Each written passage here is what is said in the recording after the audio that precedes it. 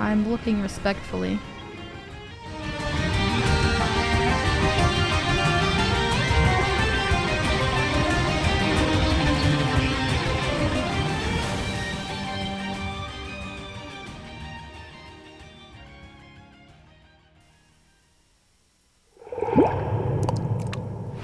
Welcome everybody to MogTalk. Today is August 21st, 2021.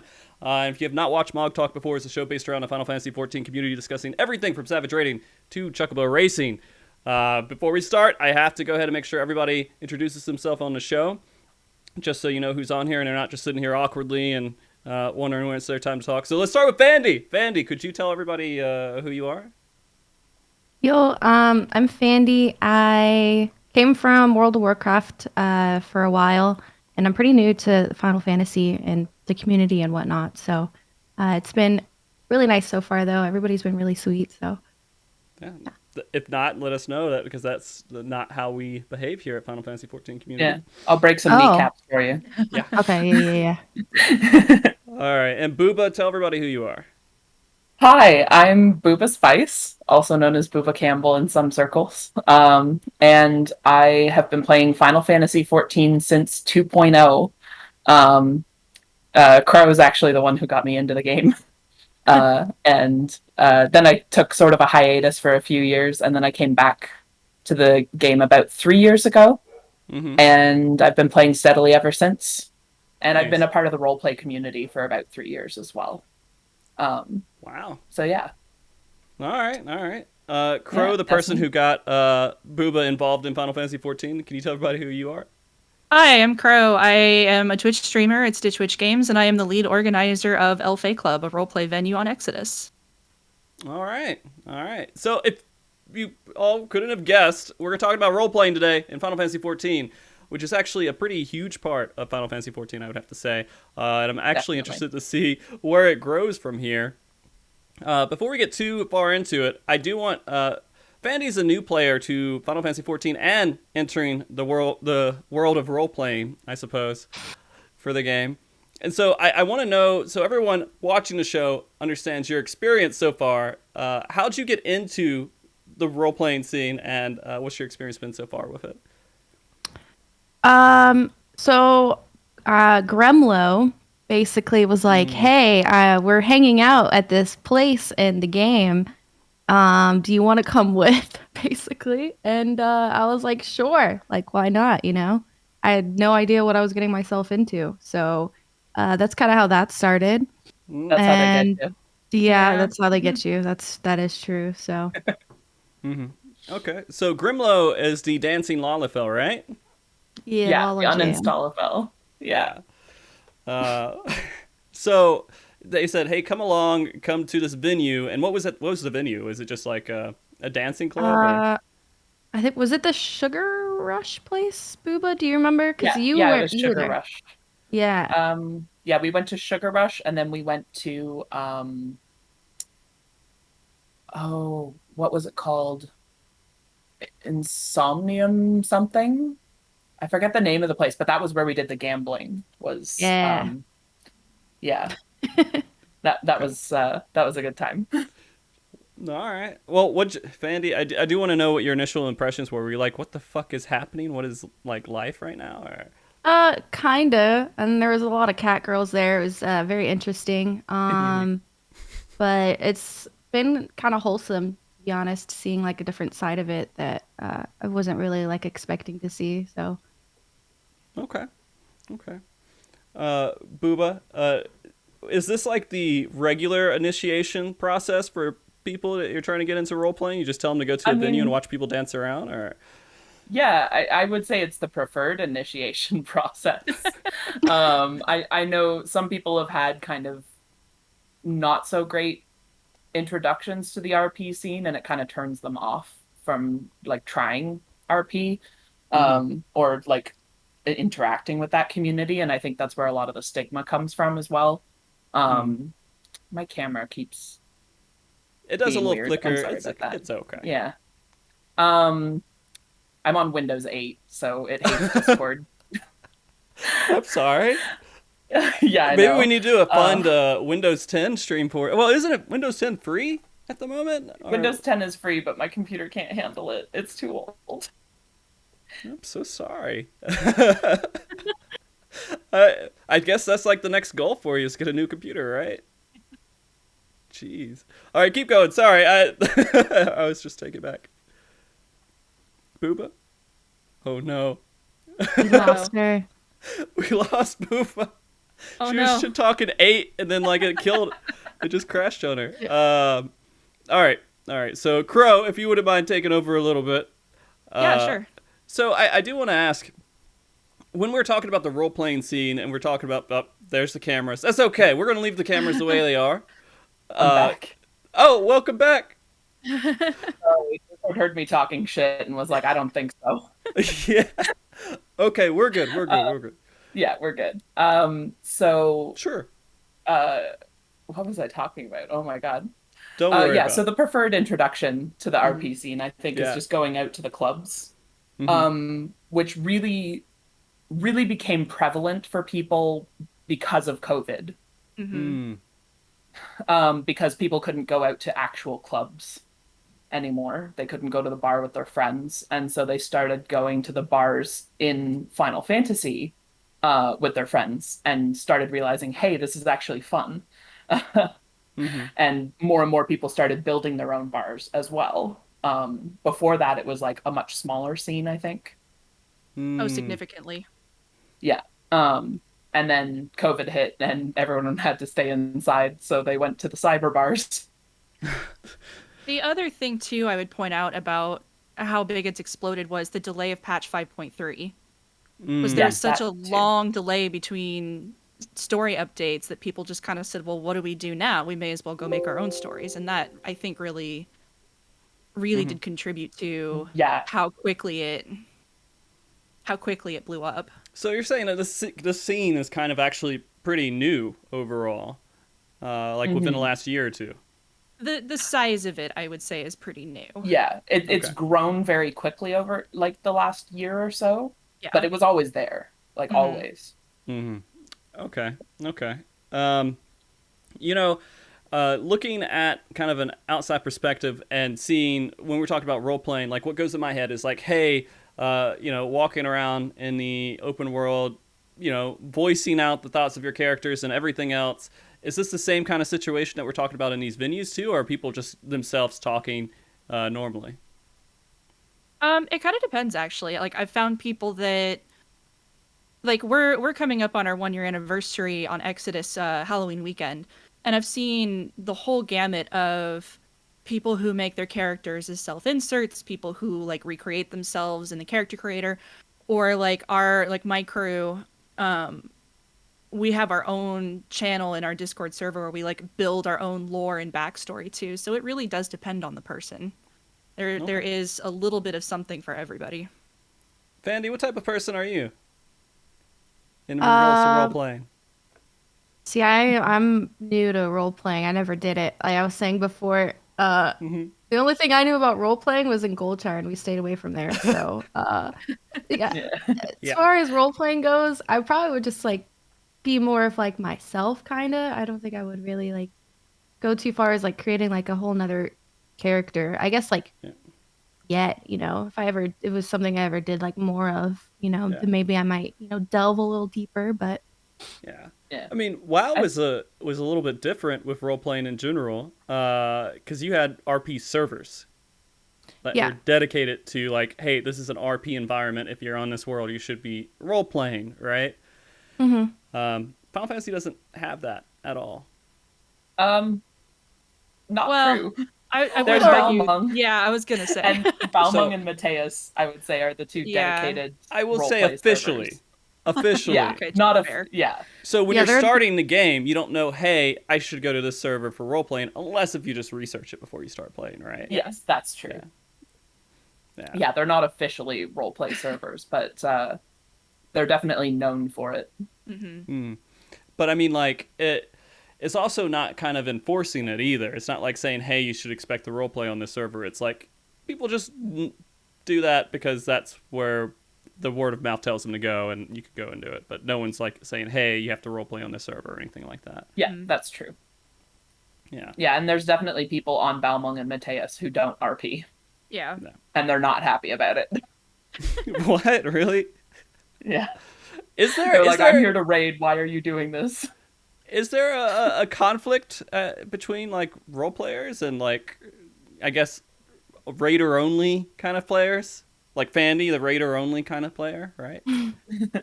Not that I have seen on the surface, at least. Like the biggest issue that I have run into, like we're getting a group together to start doing Eden Savage, and like the biggest thing I have to contend with is we're open certain hours on the weekend, and I have to be able to like make sure everybody can come in and raid around that, because not everybody that raids is in the roleplay community with us. Mm-hmm. Yeah, but like as far as like conflicts of personality, like not unless somebody's like going out of their way to be a jackass about it, like trying to push somebody to be in character, and that doesn't really happen. Okay. Yeah. So that sends me for two more questions I have. One is the dedication of having these venues open. And so you have a schedule that you say this venue is open every day from this time or something like that? We're open weekends, like Friday through Sunday nights. Pardon me. Others are open, like just there are a couple that are open whenever we feel like it. We collectively. There are some that like we have a house. There are some that take place in apartments. But as far as scheduling goes, each like dedicated roleplay space kind of sets its own. Okay. I mean, it sounds like little businesses in the game.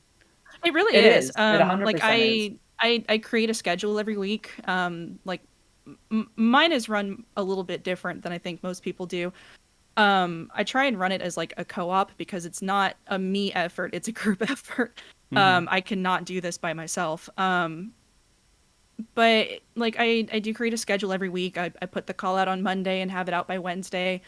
I try and be up on, do we have everything we need to have on our menu? Do we have all of the people that we need to cover the different stations that we have? Does everybody know what they're doing there?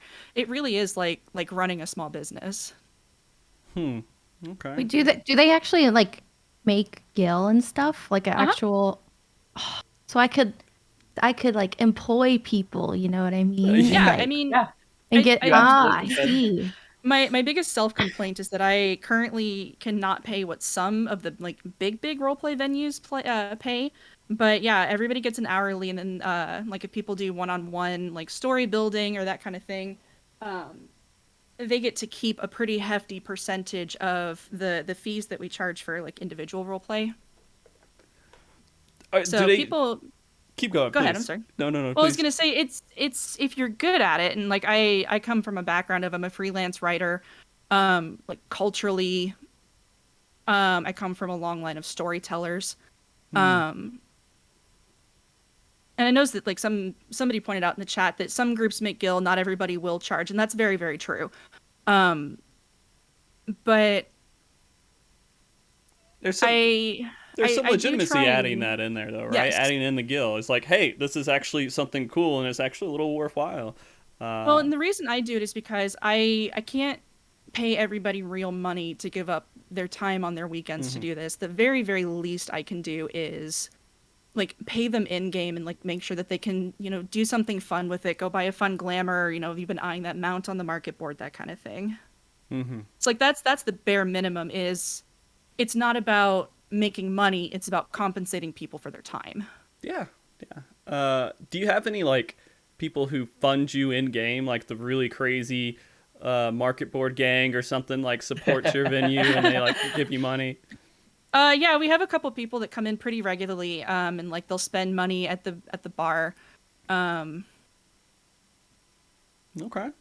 And I want to give a shout out to our friend Gold, who actually funded us at the start when they opened up the new housing wards. We were able to purchase a larger house because of that.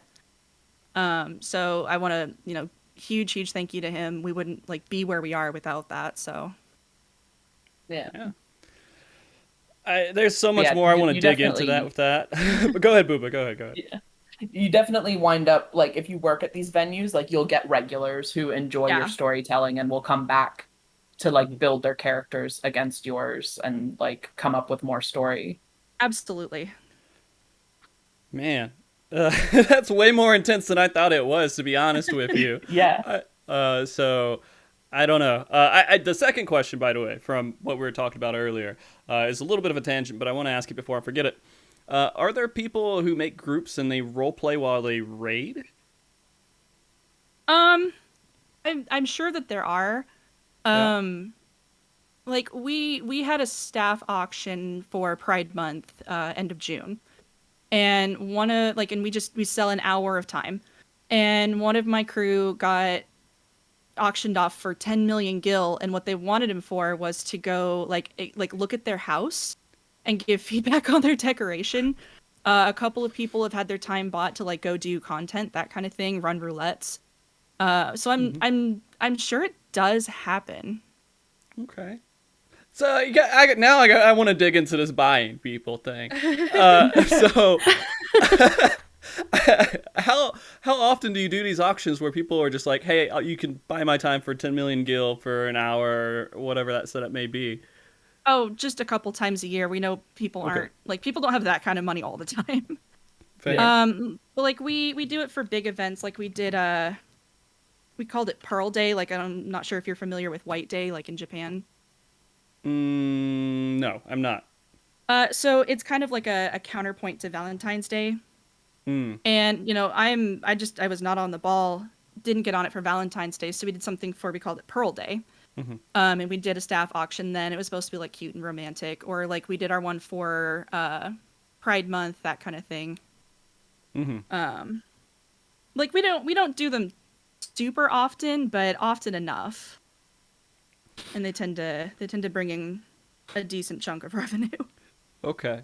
And there's nothing shady in this whole situation where people are like buying their time and everything else, right? It's all like healthy, wholesome time. Okay. My policy is nobody on my crew is required to do anything that they're not comfortable with. Their comfort and their safety comes long before money in the bank, or like, butts in the seats, whatever you want to call it. Like their safety is my number one priority. So I will bring up that I do have, Kayoko and Naruko, they're good friends of mine. Sure. And they do the Maid Cafe around Valentine's Day, which I think is pretty popular. And it's, where people, you purchase someone's time and you go into a room. But it's usually not that I don't know. I don't know how far that situation goes. But I'm pretty sure it's like the same, like very off limits kind of things. But it is interesting. I don't know. I don't know how often that really is, where people do like these maid cafes and things like that. Is it that like a unique situation, or do They're you see? pretty popular. Yeah. And I will just come right out and say we are an 18+ roleplay venue, but that's because we deal with a lot of different mature themes. Like my characters, some of their backstory, they've got some trauma going, and I don't want to just like have some unsuspecting freshman in high school wander in and hear me talk about like, oh yeah, she killed somebody one time. Yeah, no, that's true. That's true. And That it's reminds me. COA policy. Go ahead. I'm sorry. I took body shots with Booba. Yeah, we did some One. body shots. Yeah. Yeah, it's like going to a real life club, Like, we do a modicum of body shots. Wow. All right, that's cool. That's really cool. How do you even like make that happen in the game? Is it just like you're typing so it? Go ahead. Little mini tutorial time.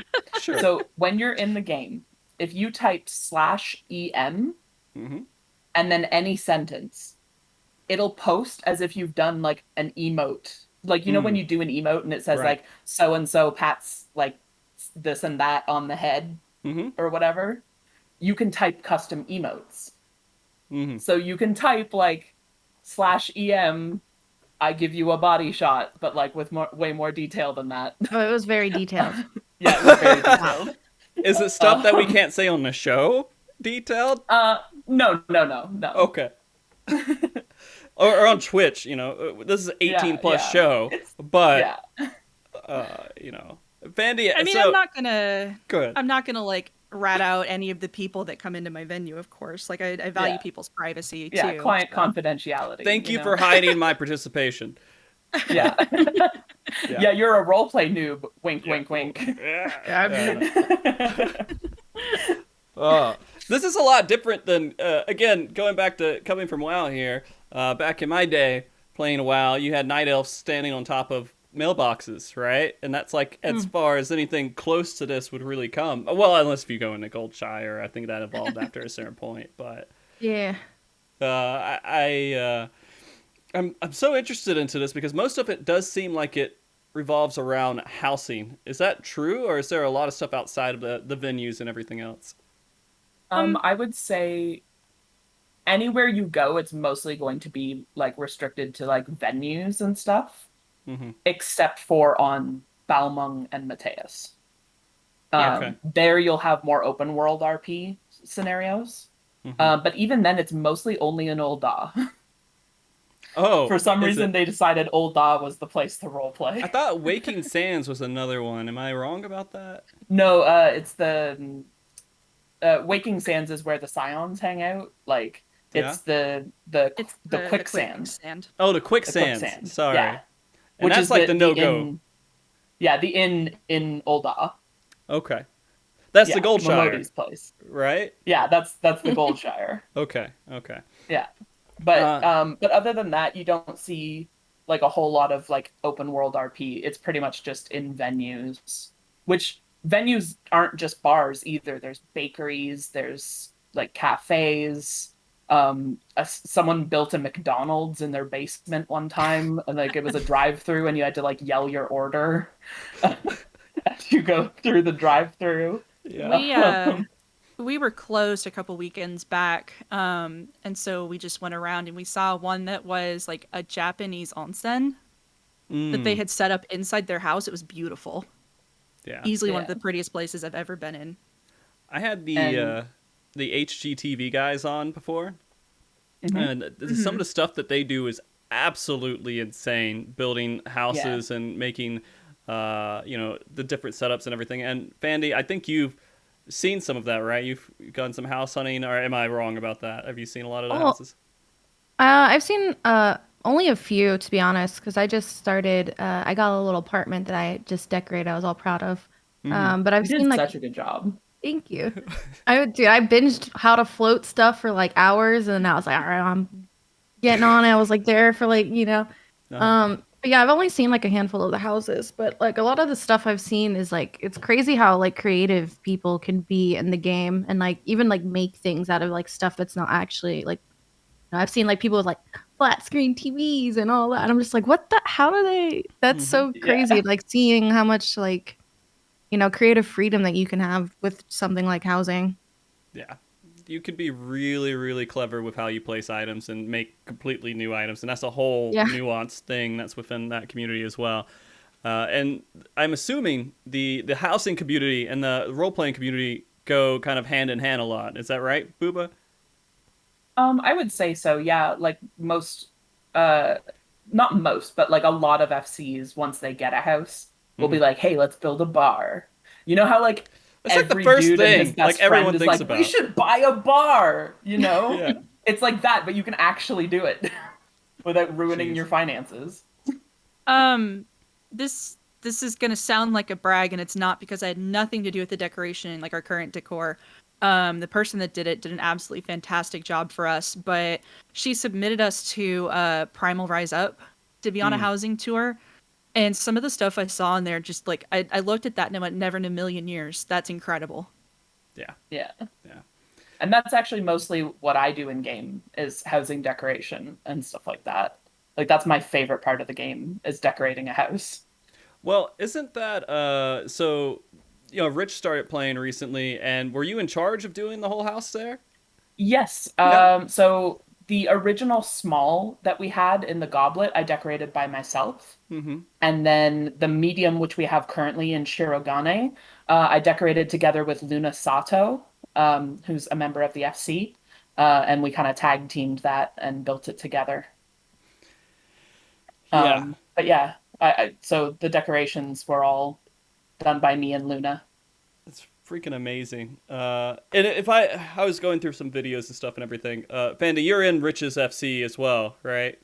Yeah. So you've seen his house and all the crazy stuff that's going on over Yeah, I there. have. I've seen it. Yeah. My secret office. Yeah. That was interesting to see. I was like, wait, what? Where's everybody going? And I see them jump, and then I was like, what's going on Yeah. here? Oh yeah, we have a section like that, kind of by accident in our place.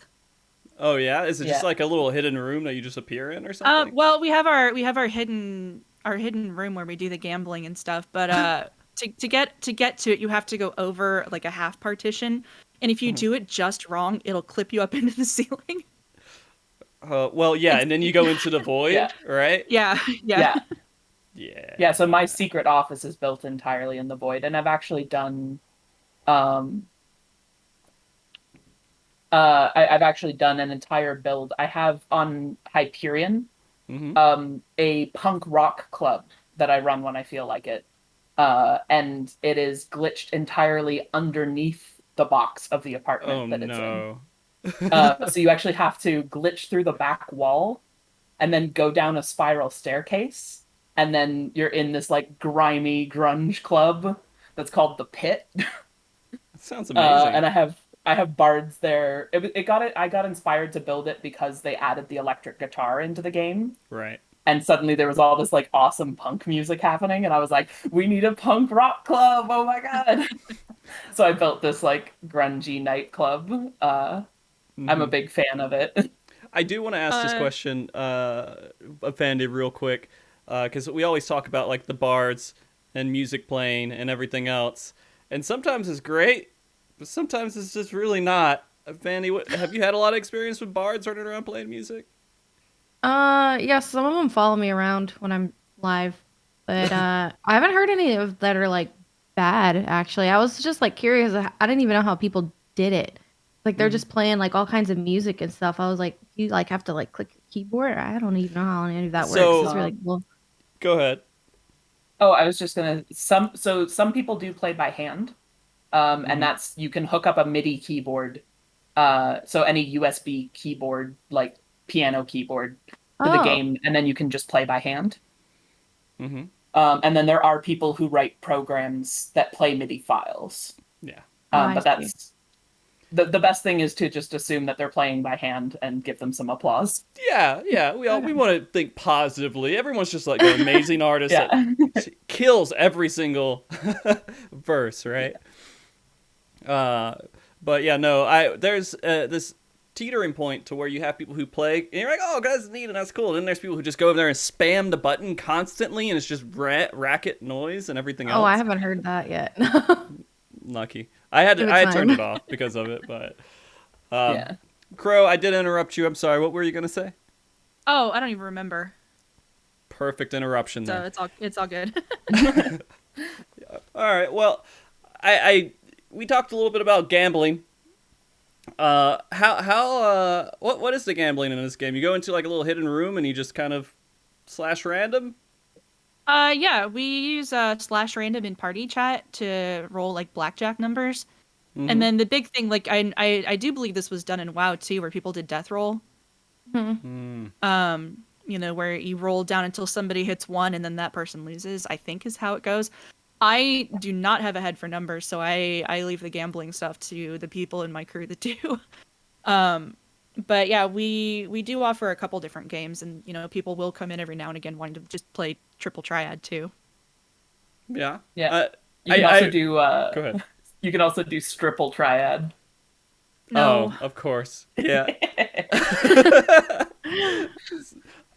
We'll get into that in a second. I want to know about death rolling just because I didn't actually know about that. What is death rolling? Liz, or Fandy, you two might know more about it than I do. If either of you know the rules, otherwise I can try. Yeah, and I know the explain it. rules. Yeah. My FC is a big fan of death rolling. They do it just for fun, like not on an organized thing. But so basically, 2 people roll. So if you type in slash random and then a space and then a number, you'll roll out of that number. So 2 people will roll out of 10, and whoever rolls highest gets to go first. And then they roll just an open slash random. So say I rolled open slash random and I got a 635. Then you, going after me, would roll slash random out of 635.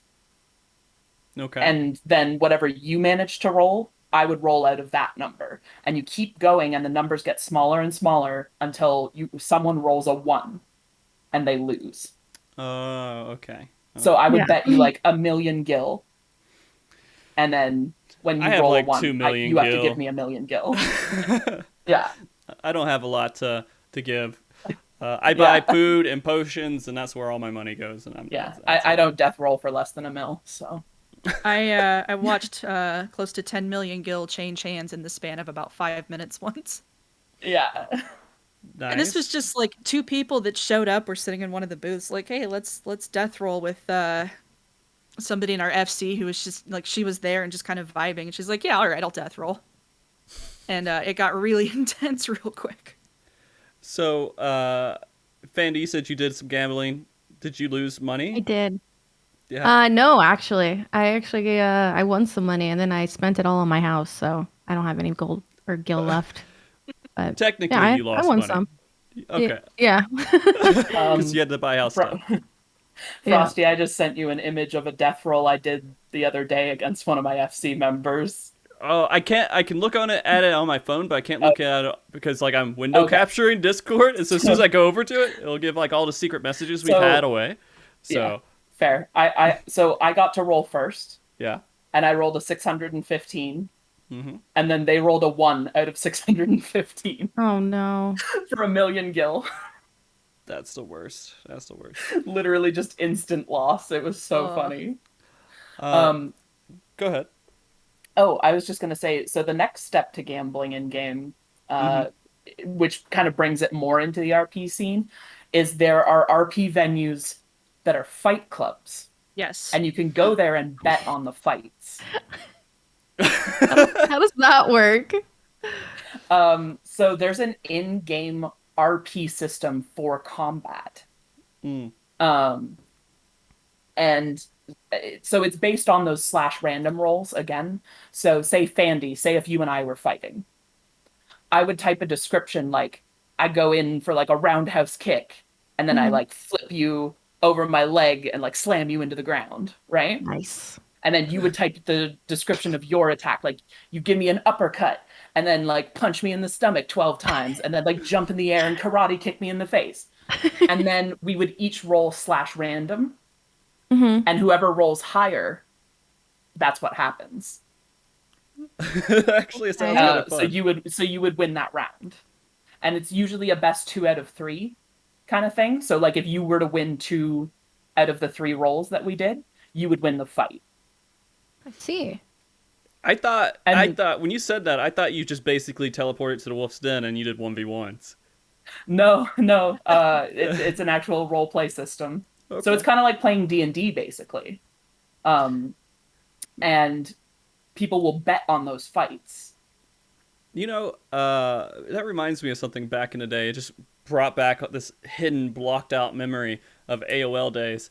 When I was, there was this forum or something that we'd go to. It was like a Dragon Ball Z forum. I can't remember how old. I was probably like 12 or 11 or something like that. And then you'd get into an instant message with this other person. And then whoever could type their Dragon Ball Z move faster and then do a slash whatever random would get the first hit off. And it was just a stupid little thing. To me, it was stupid because I was like a kid and I didn't know what I was doing. I couldn't type fast and I got my ass beat. But I wasn't using AOL to its potential back then, man. Yeah. Did you use AOL back in the day? Barely. Yeah, I did too. I think I missed the AOL days. Not to date myself on stream, but I'm old. I was back there with AOL and all the crappy stuff from back in the beginning of the internet in the early 90s. My mom did not like me being on the internet at all. I would get in trouble for being on WoW and stuff. Like I'd hear her coming into my room and I'd had one of those big box monitors and I'd hear her coming. I'd turn it off and then I'd run to my bed and then pretend I'm asleep and wait for her to leave and I'd turn it back on and run back. That was pretty much how I had to play games back then. That reminds me a lot of back in the like what I was doing. It was with Phantasy Star Online though, and a Dreamcast had a modem that would dial up. And so it would dial up and make that connection. And I was playing Phantasy Star Online, which is a little Dreamcast MMO. And then, like, in the middle of the night, my mom would pick up the phone and hear it. And then I'd get disconnected. I'm like, oh shit, I know exactly what happened. I'd turn everything off and just flip over. Like, I'm sitting, and my door would open and the light would come in. And I'm like, is she going to say anything? And it would just slowly go dark again. And then I'd wait 30 minutes, dial the fuck back up, and just start playing. Oh, the good old amazing. days. Anyways, completely not role-playing. Just fun little tangent there. Like, I think... So, gambling overall. Tell me some other gambling things. We have Fight Club, which sounds like gambling to me. That sounds like gambling to me. Yeah, because people are betting on the fights, and then the fights themselves are also like a gamble. Right. Because like it's based on random rolls as opposed to actual skill. Yeah. Is there any skill-based gambling that I need to know about? If it's skill-based, it's not gambling, right? Right. I think blackjack is the closest thing you can really get to it, right? Well, you said triple triad too, right? Is Triple triad. Yeah. Triple triad doesn't come up quite as often though. And then like the upside to gambling in Final Fantasy is we tell people that we can't game the system in our favor. So like there is a much more even playing field. The gentleman that I have on Sundays that normally does our gambling station is very, very good at it though. Like he knows when to suggest like, hey, you've had all these winnings, you should go buy a drink with them. And is really good at knowing like when to say, okay, I'm not gonna, RNG is against me today. Mm-hmm. Yeah. Time to bring in the next person. Yeah. So you have bouncers that kick people. Do you have bouncers that kick people out? No. No, I wouldn't say he kicks people out, but it's like that sense of like, okay, yeah, you've won enough. You should go back upstairs to the bar and like buy a drink or something now, or like, yeah, we're not losing any more gil to you. Like some places will have quote unquote bouncers, but I tend to be the one that comes in on the luckily rare occasion where we've had to ask somebody to leave. I tend to be the one to do that because I can come in on the FC lead character and be like, you need to go right now. Okay, I have to. Word of God says you have to go. Oh, I gotta ask. Is there a way to actually kick people out? No. Once or twice. No. Is there a way to kick people out of your house? Like, unfortunately, no. But what I'll do is like if somebody like is acting up, shall we say, and they don't leave, I have gone to the GMs a couple of times and been like, hey, there are chat logs of me asking this person to leave, and they won't, and they're pretty good about that. Yeah, the GMs will actually do stuff in this game, which is interesting. Yeah. Yeah. Yeah.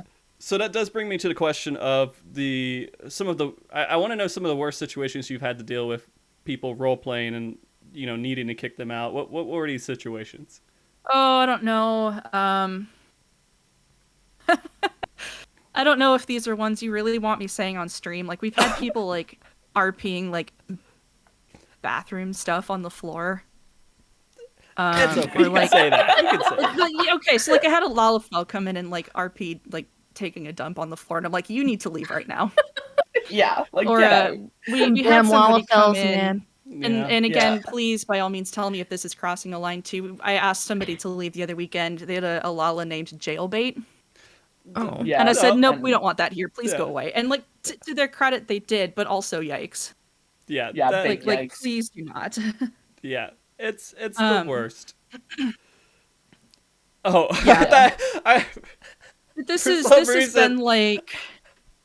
been like 3, maybe 4 instances in 10 months of being open. So it doesn't happen very often, at least not with us. We have a pretty good core community. group of For some reason, I thought those beers that come in like the paper bags and everything. I thought Fandy was being handed like liquor or alcohol or something after that. Yeah, it's a good Saturday, Gotta get started. Yeah. No, good. So I think that it's interesting to hear these bad interactions because I know there's trolls out there that just are kind of jerks. You see them on stream, you can see them like in game. There's people that run around and do really stupid stuff to try to mess up other people's experience because they want to be little idiot trolls, right? Yeah. But it sounds like that's the worst you've had so far. Yeah, and like I say that I've got a couple stories, but it really is just a couple of stories. Like every now and again, we'll be like, "Hey, do you remember that dude that did that thing that one time? Oh yeah, how long ago was that again? Months and months." Like we Wow. forget about it. I got you. Like Yeah, they're the good gone, they're not coming back. experiences. Yeah, and then like Yeah. we move on. It's not Okay. it's Yeah, not the end of the the world. good experiences far outweigh the bad. Oh yeah, absolutely. All right. Just because I love drama, is there like any bad interactions between RP groups in the game, or like, oh, Oh these yeah, guys? there's a lot of drama. Yes, but Okay. also that's not a pot that I want to stir either. Yeah. Because I've stayed off of that for the most part. Like Good. I keep up on some of the drama just so I can stay out of it as much as possible because like that doesn't have to affect me if I don't let it. It's true. Yeah. That's absolutely true. Because I'd asked the housing community guys about that too, and they're like, "Oh yeah, it's bad." I'm like, "It's housing. Like, why do people got to be shitty to each other in housing?" Yeah. They're like, Yeah. the way they decorate's better than the way the other group decorates, and they get into it. But Yeah, people Yeah. get. Well, that's the thing is like I think because it's a creative medium, you get like accusations of plagiarism and things like that. There can be drama surrounding that, and it's the same with like RP venues. Like, oh, you stole our theme, and it's like you don't own this theme. What are you talking about? You know, like. right. Well, and the Um, biggest thing. Go ahead. I'm sorry. No, you go ahead. The biggest thing that I've seen is like there will be falling out between friends or fallings out, and then people try and bring that out of like their DMs and into real life, and I'm like, I don't want to be part of your marital spat. This is not what I'm here to play the game for. Please go away. That can get very That's awkward. that's the biggest thing that I've seen, and like again, I'm not going to name names because I don't want to get it pulled into that, but like some of the quote unquote big RP communities is people try and bring their dirty laundry out for everybody to see, or other people's problems and skeletons, that kind of thing. I guess that happens. That happens in raid too, all the time. yeah. Oh, I'm sure. Like you're raiding with people, and this is why the couple rating gets so much shit. Because I raided with my wife for like years, but and I never had any issues. But people are always like upset because they come in and they're like, oh well, she's gonna get special treatment, or he's gonna get special treatment, or however it is, and it causes all these conflicts inside of it. I don't know, Fandy, have you had any experience with that? And WoW, yeah, because me and my fiance, we raid together, and it's definitely makes it a little bit more difficult to like find like guilds and stuff that are willing to accept. They call it package deals and things like that. So, yeah, definitely makes it a lot harder, and it kind of like narrows down the options because they just have bad experiences. It's like, oh, one of them's gonna be good and one of them's not. So we have to bring both of them, and it's so. Yeah. That's really rough. I'm sorry that you have to deal with that. That's okay. I've been kind of used to it. It doesn't matter. Like, I feel like anything I do, if people are like, yeah, she got carried through it, it's like, wait, what do you mean? But it's, yeah. That's the streamer life, right?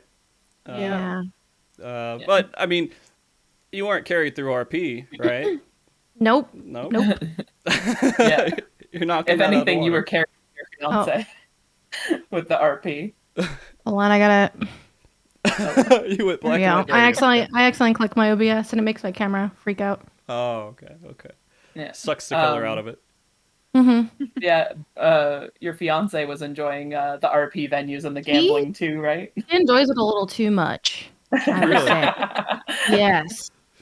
He is like, my God, there's cat women everywhere. I love this place. They're dancing everywhere. I was like, oh my God. Yeah. I think that's one of the biggest surprises coming from WoW is like you're dealing with orcs and you have like you got the blood elves and you got the night elves and everything else, but it's a lot more variety, and you got Tauren and everything else. But when you go into Final Fantasy 14, you got every single race is attractive in some way, like easily. That's their default thing, and it's just all over the place. Was that shocking to you when you first came in, or were you like, oh, this is kind of good? Nope. Nope. Nope. Not Nope. shocking. Nope. And I'm just trying to get to level 80 so I can get those leggings. You know which ones I'm talking about. The B. Yeah, the 2B Mhm. leggings. Yeah. Yep. I can't tell you the amount of controversy that came in after that was introduced. Because there's no butt slider in the game. And so they're like, well, this is our cure. We'll give you the 2B leggings. And I think... I want to make glamours with them. And they're like, that doesn't match. It's like, doesn't matter. Yeah, exactly. Mhm. It's the 2B leggings. I'll Yep. make it match. Yeah. You know what? Isn't that like the majority of like the RP scene is the 2B leggings, or is there more? The 2B leggings are good. The Dalmascan stuff is used a lot. I've seen like the draped top and bottoms. The summer seas stuff or South Seas, whatever it is. The Hawaiian from shirt. the Mog Station. Yeah. Anything that they give out at the Moonfire Fair where you're in like a little skimpy swimsuit is always really popular. I've got a couple of those. Yeah.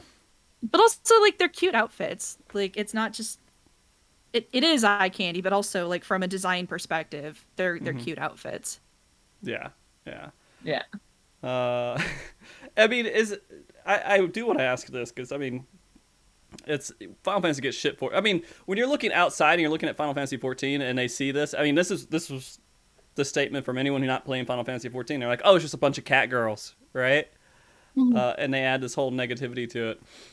But I think playing Final Fantasy 14 for so long, it just feels like, oh, well, that's just MMOs. That's just normal, right? Have you played any other MMO besides WoW, like that has it's literally, what was it? Was it Black Desert? And very animated characters running around? Was that it? Or was that a different one? I never played Black Desert. I played like Ion. I started playing EverQuest and then WoW and then like Ion and Rift and Guild Wars. So those are the only other ones that I've played. Oh, okay. I don't remember any cat girls in that. Though I think, God, I'm trying to remember what it was. I can't remember anymore. But I think that's just like the standard of games now, is that there is sexualization to the games, right? I mean, it sells pretty well. I remember, Booba, do you remember when they announced VR? Yeah, that was during my hiatus from the game. Oh, really? But I remember Crow being especially hyped about it. Yeah, I was really excited. I've been playing. I'm actually coming up on my 7-year anniversary this week. I started playing 2.3 consistently. I'm sorry to say. No, I've been playing since 2.3, like almost all the time as well. Yeah. Yeah. I like the very first thing I did was I bought a Fantasia and then found out that Viera can't wear hats, and I got really annoyed by it despite not wearing hats on a regular basis. Yeah. Like I never wear hats on my characters, but it'd be nice to have the option. Yeah. Well, I mean, it's like, do you want bunny ears or do you want hats? Which one? I want the bunny ears. Okay. Yeah, bunny ears. Yeah, and like there is a whole conversation to be had, not related to the purview of this stream, about like the male gaze and the sexualization of characters in video games. But the thing that I've found, like to kind of tie it back in, is that there's a lot of women and feminine people in the roleplay community that really are doing a lot of work to reclaim that and like take back that agency of, this character is super hypersexualized because I want them to be. Yeah. Yeah. Yeah, Absolutely. You know what's funny? Doing this show and setting it up, and people will say, "Oh yeah, every single cat girl in the game is just some guy behind a keyboard," but then we have this show, right? Yeah. So I mean, yeah. I don't know what to tell you. Yeah, I think the RP scene does actually have a majority, I would say, of female players in it. Definitely outweighing male players in terms of like people who role play in the game. Now I'm kind of like going down my roster trying to think. I have,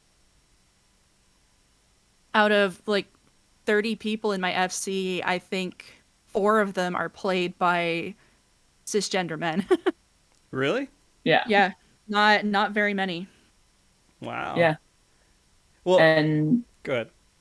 I do think a lot of that is because like girls write a lot of fan fiction, and a lot of role playing comes from fan fiction, and like that kind of mentality and stuff. Like I would say the majority of fanfic writers are female people, female identifying people, and a lot of those people, when they play these sorts of video games, will get interested in the RP scene as well. Mm-hmm. Um, and so that leads to it being a female dominated area of the game. Okay. I mean, it makes sense to me. You both know way better than I do. Just because I do. I've had situations in the game where I'm just kind of raid logging and everything, and I've never really ventured that far into it. But it does sound amazing. It sounds like a lot of fun. Because this is a game that you can go in and you can feel like it's alive and has more stuff going on than just raiding. You have people interacting with each other and finding things to do. I think that's really cool. I don't ever remember that happening when I played WoW. Fandy, can you remember that happening at all in WoW? Well, I feel like RP and WoW is way more limited because they don't have things like housing. And so you pretty much are given like what the game gives you. And it's like super limited on like how much creativity you can have over menus. And I mean, people gamble, but like there's no like venues, there's none of that stuff. It's all like out in the open world. There's none of that. So not really, no. I mean, Yeah. Well, any you had RP, it's garrisons, but oh, we don't talk about those. Those don't count. Those don't count. right. I do wanna clarify too. Sure. My roleplay experience is it's primarily on Primal Data Center. Like people were saying in your chat that like things are pretty mixed on other data centers, and that's probably entirely true. That's just been my experience on Primal. Sure, yeah. Yeah. Booba, where's your experience? So before making Booba and like the whole thing with the Rich Kids FC and stuff, I also played on Primal. But I do actually have a number of characters on Balmung and Mateus that I play. I'm an altaholic. So I'm not a Fantasia addict, but I make alts like there's nobody's business. And making alts is cheaper. Making alts is cheaper, but also like for me personally, one of the things I enjoy the most in the world, like not just in video games, in D&D, in like writing, in all of that, is creating characters. Coming up with a creative backstory and reasons why this person is the way they is and is the way they are. Is the way they is. I can't talk. But like why they are the person they are today, and like what led to that, and how it affects their appearance, how it affects their behaviors, their relationships with other people. That's what I love doing. So when I get an idea for a character in my head, I don't want to like Fantasia and name change another character that I love and will probably go back to at some point. I'm going to make a new character for that. And that's why I'm now at the level cap and I have 40 characters in Final Fantasy. Jeez. So I can't make any more characters and I'm sad about it. Just buy another account, another subscription. I mean, honestly, I might. But yeah, so I do have characters on Balmung and Mateus that I play. And have like whole like friend groups that they interact with, and like stories that I'm working on for those characters. So yeah. Okay. And that reminds me, I do want to get a little bit more understanding of Fandy's experience previously before all this, because D&D is a common placeholder with like role playing and everything else. Have you done anything, not just role playing in a game, but like things that were like D&D or things that would put you into a character? Did you even LARP or do anything crazy like that? Actually, when I was growing up, my dad liked playing D&D a lot, so that was like our family game night. We would play D&D, and I used to go to like Renaissance festivals and for a long time and do like role play there. For a while, I had like a whole like noble gown and stuff. I don't have any of that anymore, but yeah, I did a little bit. Yeah. Yeah, no, that is really awesome. Because D&D, I messed around with a little bit when I was in high school, but I never really got into it that much. So Fandy's already blowing me out of the water with all this stuff. Way past me. So that's actually really awesome. Because, I mean, you have a family, especially, I guess, I'm not trying to age you or anything, but, like, back in the day, D&D wasn't, like, seen very well by a lot of people. I think in the 90s it started to get a little bit better, but it was like anyone who played D&D, it was like devil worship almost. But you didn't experience that at all. No, Oh. no. My dad was like super into all that kind of stuff. My mom a little bit less so, but she found it like fun, you know. Like she would used to like read the strategy guides while he would like play like Prince of Persia and stuff like that back in the day. Like it was like super cute to watch them do that kind of stuff. But then she hated me playing like online games because I'd just be on them all the time. She'd be like, "You gotta go make some friends," and I was like, "That they are my friends, you don't." Yeah. I don't know. It was very weird, but yeah. That's adorable, though. You have your a cool parents family. Were objectively cooler than both of mine. Yeah. Yeah. You God damn it. My life was not as great with my family understanding video games, I guess. My brothers, sure. But anyways, complete another tangent here. Just to get a little bit of history, but so I guess getting into it didn't seem like unnatural or anything, kind of seeing people role play and everything else. It didn't feel weird at all. But I do know a lot of people do feel kind of weird and awkward getting into it. Crow, Boba, have you had any... It's Boba, not Booba anymore. Boba. Boba Fett. Yeah, or Boba Tea, you know, it's just... Yeah. So, have you had a lot of people who try to get into it and they just weren't comfortable and it was a weird interaction for them? Yeah, I think that's pretty normal. How do I want to put this? Particularly if you are...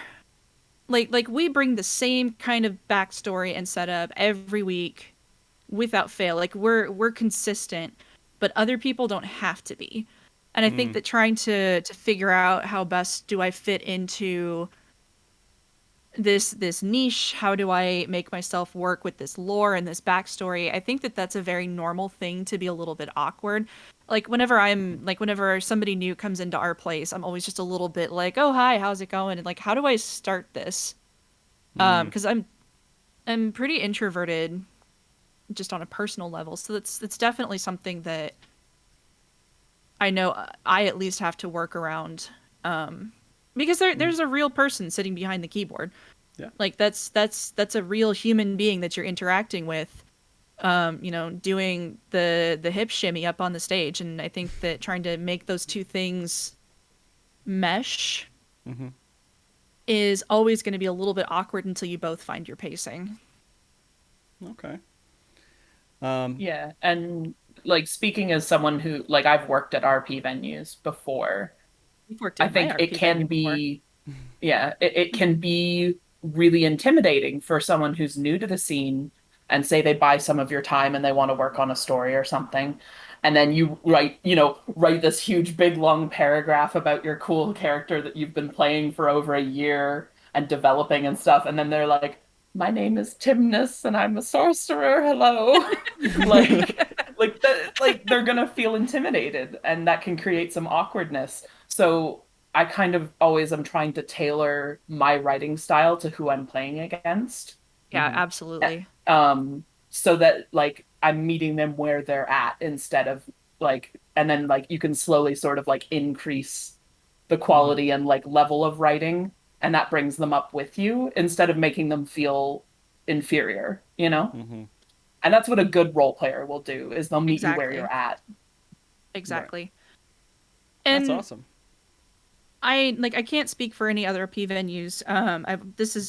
I worked at one before starting my own, but my philosophy has always been the quality of the interaction over the number of people that a person talks to over the course of the night. Like we definitely bill ourselves as a place to come develop a character voice. So like whenever I'm interviewing people to like work the bar or whatever, it's like, okay, I need you to be able to be like really consistent in your voice, because that helps people develop their own, and it makes the overall community better. Man, this sounds like so much work. Like you're interviewing people, and then you're like kind of like moderating, trying to make sure everybody is up to par with the level of expectations people have coming to the establishment. It's an investment. It's a time investment. It really is. But like it's and like I had a buddy, like a local friend of mine, ask me like what about this makes you go for so much gil at these staff auctions? And I said to him, I'm a freelance published writer. This is how I make part of my income. Like this is how I keep my skills sharp. This is how I like how does this voice sound? How does this paragraph work? How does this dialogue work with what this other person is doing? And I think that's and like Booba talked a lot about fan fiction writers, same situation, it's just unpaid work. It really is a way to flex those muscles and keep the skills sharp. Yeah. I do this show so I can remember how to talk to people. So so I get it.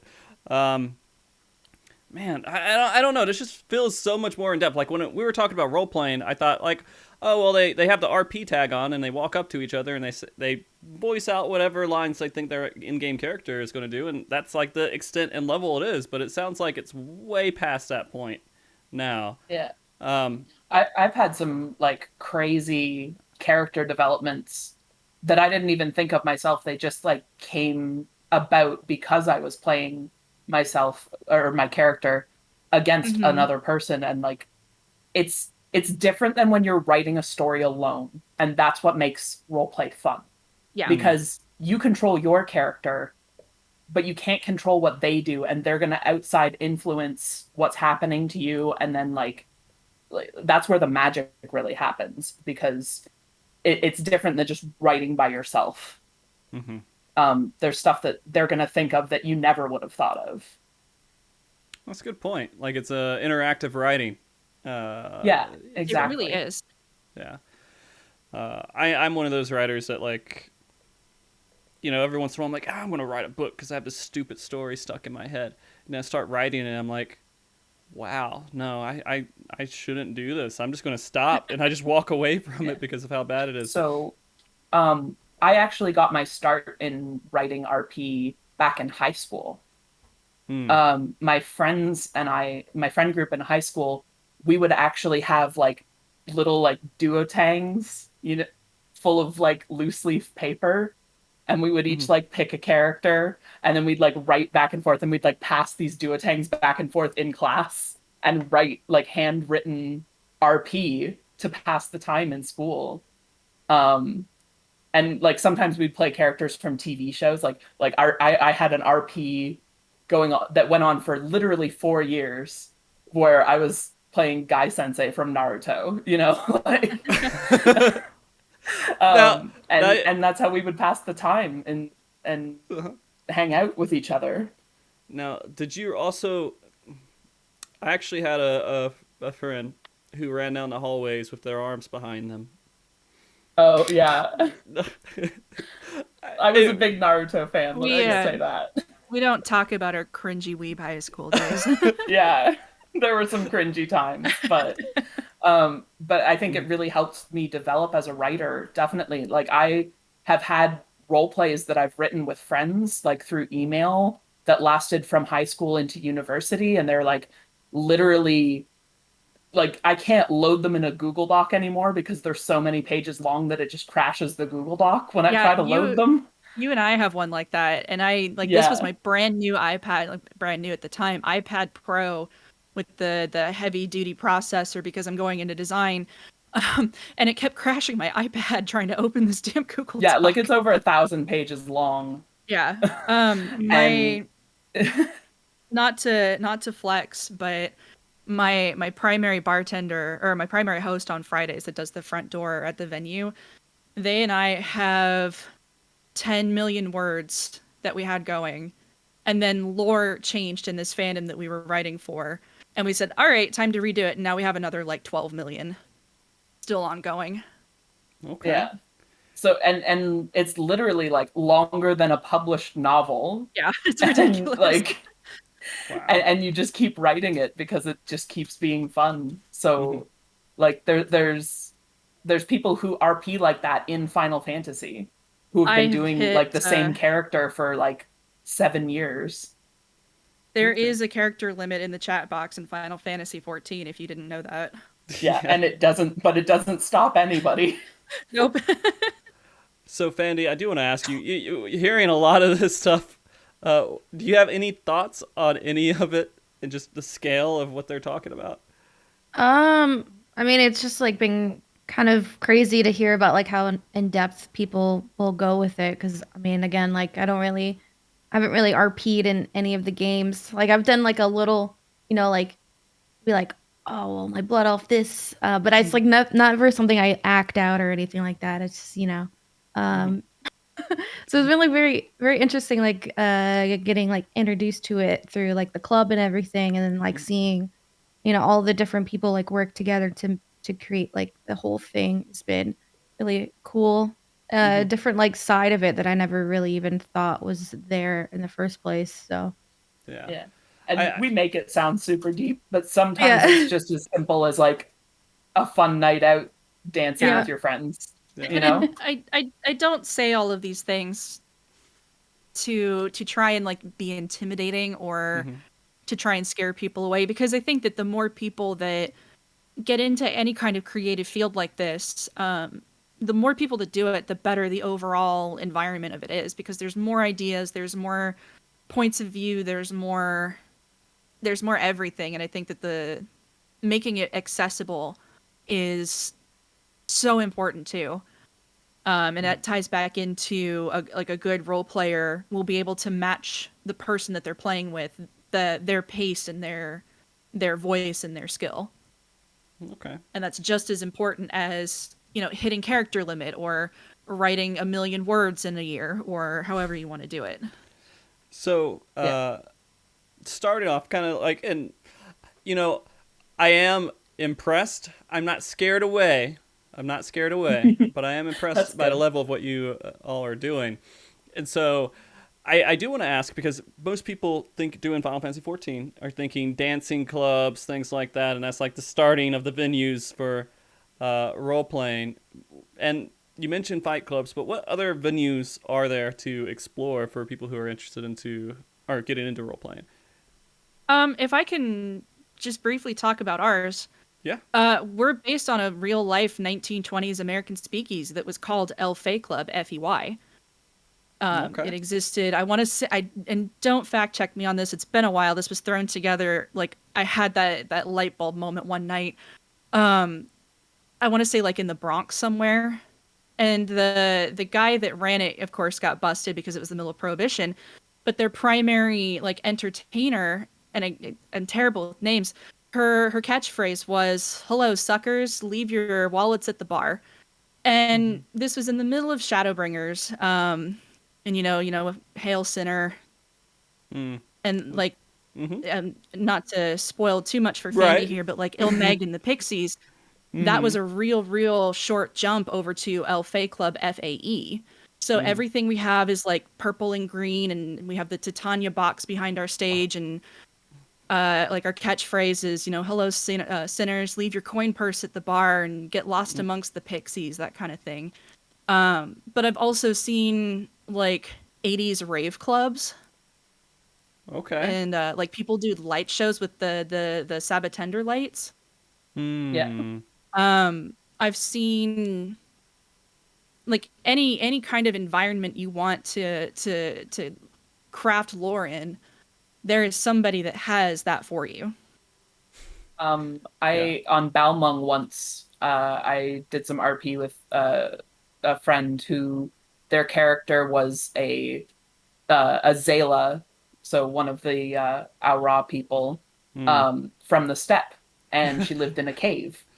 And literally she had built herself a cave in an apartment that was like jagged rocks and like carpets all over the floor and like a campfire and stuff. So like you can create like pretty much any space. Another really great place that I went once was it was an RP venue, I would say, but it was literally set up to be a clothing shop.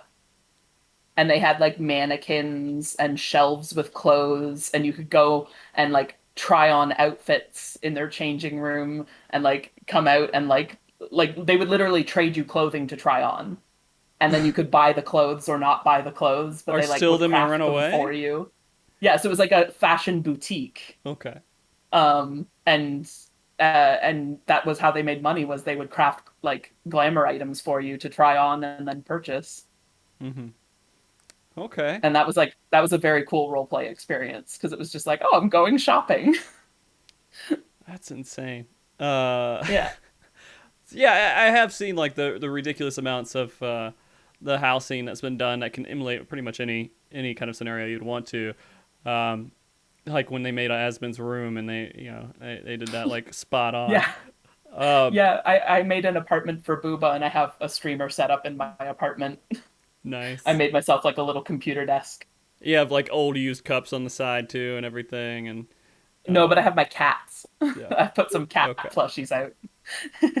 That makes sense. Yeah. Yeah. I feel pretty bad for Fandy in a situation that, like, I'm trying my best to like keep an eye and make sure no spoilers come up or anything else. Oh, you're okay. Okay. Okay. Have you been enjoying the story, by the way, Fandy? Just It was a little bit slow at first, but it was mostly like world building, I feel like. So Yeah. it's started to like pick up a lot more, and I've been getting more into it. So I've just heard everyone's like, wait till Heaven's Sword. Just wait, Yeah. wait. It'll be Yeah. great. So yeah. It's a funny situation because a lot of people will try to, especially if you're coming in from a raider standpoint, because you're thinking, fuck the story. That's not the point of playing an MMO. You want to raid, right? That's all you want to do. I mean, I'm a raider, but I still enjoy the story and the lore behind the game that I'm playing. Like, I like to know why I'm fighting the stuff that I'm fighting. So I'm not like strictly, when I raid, I don't care about any of the other stuff, because I do, because it gets me more like I like enjoying the game and stuff. So Yeah, I get it. I remember I had Pyromancer on here, and he was telling me about his woes with WoW. yeah. Yeah. I've read my share of WoW books, by the way. Like, I used to be pretty big into the lore, but it fell off for me after a certain point, and I couldn't keep up with it anymore. I just watched YouTube videos Really? instead of reading the books. Yeah, YouTubers pretty much just kind of like say the most of it there. Yeah. So Yeah. I feel like the Final Fantasy XIV story overall, though, is really, really... I don't want to say it's like the best story you've ever experienced in your life, but it's good. It's probably one of the best MMO stories out there, at least. And I think that also, I guess, makes a wonderful platform for people coming into role play, and to kind of experience that side of the game too, because the game is so focused around the story. People coming in are also going to be people who love writing and love all the things that kind of revolve around having positive stories. And so, would you agree, Booba, Crow, that like Final Fantasy story kind of breeds that ground for people to come in and Oh, definitely. Absolutely. And I think one of the biggest things that most people kind of decide when they're like coming up with the base level of their character for RPing in the Final Fantasy scene is your character the warrior of light in their story? Are they a warrior of light? Do they have the echo at all? Because there's some people who literally just play as like a normal Joe Blow regular character who like never experienced any of the main scenario story at all. And then there's other people who are like, I am the warrior of light and I'm here to save you all. Like, and that's a decision that every person has to make for themselves. Because then when you're interacting with another person who is also the warrior of light, you have to kind of consolidate that somehow. take them to the fight club. Yeah, yeah, exactly. Like we're gonna solve this. We'll see who's the real warrior of light. But I always find that very interesting. Like I always like to ask someone out of character. So are you a warrior of light or no? Or like, do you have the echo? Like, what's your deal? There's a guy, and I couldn't tell you his name. Somebody like in my crew spotted him one weekend that puts a party finder up to deliver pizzas. And like when you talked about like people who play as just, normal Joe Blow on the street, like that was my thought was, oh yeah, it's the pizza guy. Yeah, the pizza delivery guy. I love that Wow. guy. Literally, you can be like at a venue, like at a you nightclub. send him a tell and like, hey, I'm here. I need 3 pizzas, and he will straight up just bring you pizza. Yeah. Okay. And he'll so, show up, he's wearing like a uniform. He shows up, he's like, here's your pizzas, and he'll trade Yeah, you it's pretty pizzas, and great. then you tip him, and then he leaves. Okay, so They- I need to know more characters like this. Besides the pizza guy. A big favorite on Primal of mine. I'm gonna shout out to the Nam Namazu, Chef Belwar Battlebringer. Oh, I love He Belwar. literally role plays as a giant Namazu who cooks up his cousins at his restaurant and serves them to people to eat. Fandy's like, what the fuck is a Namazu? What the? He's like a giant catfish, and he cooks up his littler catfish cousins for people to eat. And it's a whole restaurant, and like it's like Iron Chef, and he's like super hardcore and like a really awesome dude. I have also seen people do Iron Chef competitions in this game too. I haven't been to one yet. I want to so bad, but I guess there's a Chef Gordon Ramsay on Primal that like oversees the whole thing. Yeah. They did like People a huge get- RP event for it one time. Yeah. It was great. People get really creative with the ways that they interact with the game itself and with the people that play. Like they get really creative with it. Yeah. Mm-hmm. One of my FC members, I met the day I met him. He was a little Lalafell, Pancake Tornado. You may have seen him on Rich's streams. And he was wearing the goblin hat, and he was going around collecting goblin tax. And just coming Goblin up to people and being tax? like, you have to pay the goblin tax. And people would like trade him random shit or like give him money or whatever. But like, it was really cute. It reminds me of It's Always Sunny in Philadelphia with the troll toll. Yeah, exactly. Exactly like the troll toll. Oh my god. All right, so the other ones that I remember, by the way, that got real popular is Door Wedge, right? Who are played That does sound familiar. role played as a door wedge, and they would just sit there in front of a door and just not move their character. Yeah. Yeah. I know exactly who you're talking about. Yeah. And then there's another one that was like tablecloth, is that right? And they just lay their character on top of Yeah, they're just a Lalafell and they lay on tables in people's houses and they're like, I'm a tablecloth. So there's some fun characters. Mm-hmm. That takes some dedication, though. I could. Yeah. I don't know how. I guess that's. People in chat recognize them. Yeah, exactly. Oh man. Okay. So I'm trying to think of some other questions here, but I do want to ask Fandy, who may have some questions. If anything's popped into your head hearing all this so far that you want to ask. Not really. I mean, tablecloth feel like pretty easy to stay in character, you know, but Yeah. other than Yeah. I'm just listening. I'm Yeah. vibing, you know. That's good. That's Yeah. good. I mean, it is interesting to hear like the outside perspective here and kind of like adventuring into it a little bit and seeing just your thoughts and everything. And just, it's hard. Like I'm trying to think of it right now. Questions for me to ask Booba and Crow, because I'm just blown away. Like I wouldn't even think the answers they've given me to questions, I wouldn't even have thought to ask a question that would have generated an answer like that. Because there's just so much with the role-playing scene. I have like, a question for you. Please. Yeah. Hearing all of this, Yeah. do you want to go clubbing? You know, maybe. I kind of want to go and see all the different scenes and see all the wonderful different types of very artfully done glamours of characters, of course. I think that would be interesting. If you go clubbing, what does that look like? You just go to like house to house to house to house to house and Yeah.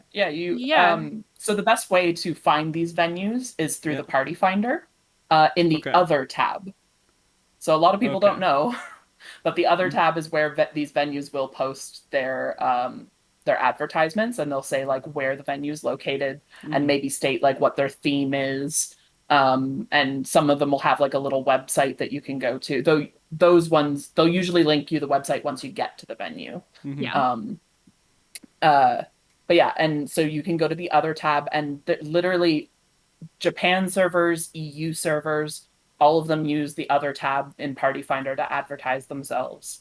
And you can just go there and find one that looks interesting and then hop on over and check it out. And people will do whole like pub crawls where you just go from venue to venue and see what's up.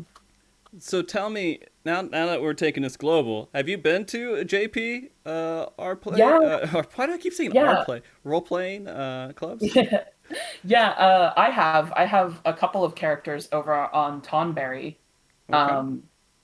And I've done some venue hopping just to kind of see what's out there for venues.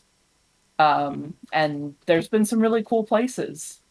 Okay. I mostly stick with the English speaking places just because Yeah. I don't want to like commit a social faux pas Right. Tonberry by is like the accident. English JP server, or Yeah, it's where has the most of most the English players. Oceania Yeah. players are. So it's Uh, a lot more English speaking. I want to say it was on Tonberry, Booba. Do you remember that night market that we found in the goblet? Yeah, oh my gosh, that place was amazing. So this person had there's if you're familiar with the Goblet housing district Mm-hmm. at That's where all, I'm at. yeah, so there is a tunnel that kind of leads from where the pool is in the middle Mm-hmm. of the Goblet to like back behind like the circular wall that goes around it. Mm-hmm.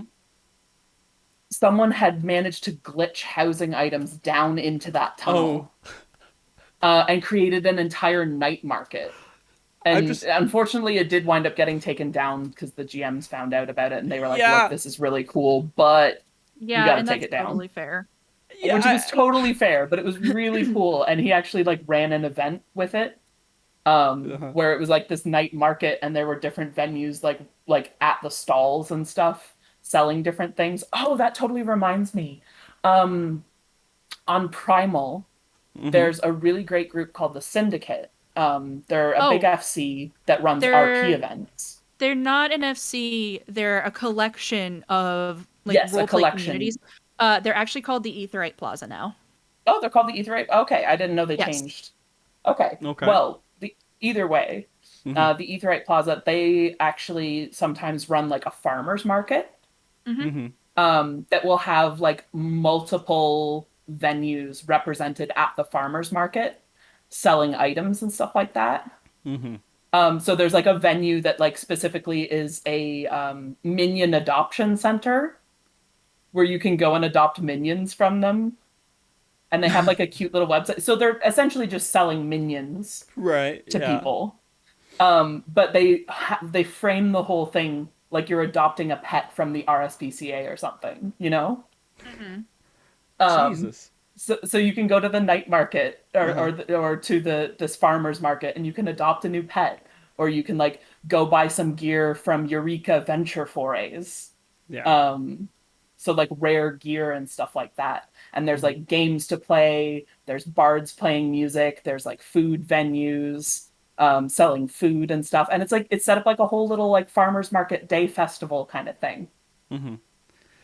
Man, like again, just overly impressed by the level of commitment that because this all takes a lot of time to do. It's not like something you just throw together. And so like I'm just impressed by how much time is put into that. And when people think of MMOs and me in general, I guess before Final Fantasy 14, when you think of MMOs, you think you go in there, you raid, you do your PvP, and you kind of experience the story a little bit, and you collect and you get gear, and that's an MMO. But Final Fantasy does feel like it's taken it to the next level to where it's a world, right? It's this whole interactive world of players who want to do all kinds of different things. It's a true MMO. And this, like, just hearing how expansive this is, it makes me think of other parts of the game too that has to be like expanding out that I'm just completely clueless on. Like I bet there's like a Lords of Minion Club or something out there. Oh You yeah, know? absolutely. The Yeah, thing that for, the thing that I tell people that are just getting into the game is that yes, it's an MMO, but it's a Final Fantasy game too, and they've always been very, very focused on building their worlds and like creating the environments that the player interacts with. And I think that that doesn't always get communicated very well, I guess is how I want to put it. I like I said, for the first time in 7 years, I'm finally looking at doing like end game reading, that kind of thing. And I never touched it because I never had a reason to, because it's so many other things in this gigantic world that they have built for us to play with and interact with and do. And I Like think chocobo that racing. exactly. But I think that remembering that this is a JRPG that's also an MMO really does help kind of reinforce that scenario of, even if you're not in the roleplay scene, you're still part of a larger story. Yeah. I do want to ask Fandy this too, I guess. So you've experienced this role-playing scene, this little kind of niche inside the MMO. Have you experienced any other parts of Final Fantasy XIV that's kind of been like this little unexpected niche that you haven't seen before? Golden Saucer, Really? I think. Yeah. Yeah, Yeah. that's really cool area that you can just spend so much time in there. Yeah. And it's just like crazy how I guess involved that it can be. So it's like I've been playing like 3 weeks, so it's just there's all these like things that I'm just like, holy crap, like I didn't know that this was like Yeah. this involved. It's pretty crazy. Yeah, it's pretty insane. Yeah. Especially Gold Saucer. Chocobo Racing hasn't been touched in 6 years. Its content I has wish just they would. existed I in wish they for would 6 update years. They had one guy I just- create it. Yeah. Oh wow. Yeah, one guy created it, and then he went to the raid team, and they just never replaced him. They just Bring him back. Yeah. Like I just want more racetracks. That's all I want. I Yeah. just want it to be Mario Kart with chocobos. Yeah. I mean, it's Yeah, not like really cool. it's not like a super intense, crazy, like overly polished game. It's like laggy Mario Kart, right? But it's Yeah. still fun to like do the breeding and do the whole thing and kind of go into that whole Final Fantasy experience. It did bring back some very fond younger memories of playing the original Final Fantasy VII, though. Yeah. And the janky chocobo racing controls on the D-pad Yep. way back in the day. Mm-hmm. That does remind me, I should ask this too, Fandy. What's your Final Fantasy experience before 14? Does it exist? Nope. No? My first one. I played like I think what was it called back in the day? Gamefly or whatever, where you got to it was like old You get the Netflix, but you would get to rent. Yeah, you would rent video games over the summer. So that's what I would get one of those like during summer break. I could like rent games, and I think it was like the PlayStation. It was Final Fantasy X, but I only played it for a little bit, and then I had to send it back. So like I didn't really get very involved in it, and that's pretty much the only like Mhm. Final Fantasy experience I had before. So I mean, when I went into the game, I was like, I'm not gonna try to think of this as like another WoW. I'm gonna be like open minded that it's a story, and then I'm gonna kind of take it and enjoy it for what it is. So it's been Yeah. pretty good so far. Yeah. That's It is- actually really funny, Fandy, because you and I have the exact same level of Final Fantasy experience. The only other Final Fantasy game I've ever played was Final Fantasy X, and I literally played it once at a friend's house for a few hours, and that was it. Yeah. And other than that, this has been my only Final Fantasy game. that Final kinda hurts Fantasy me. 9 was my first that I ever played on my own, that I bought with my own money and completed on my own. Yeah. I bought it was Final Fantasy 3 in the US, but Final Fantasy 6 overall. I bought that when I was a kid. I didn't even know what I was doing. I was so young. But my brother played it a lot.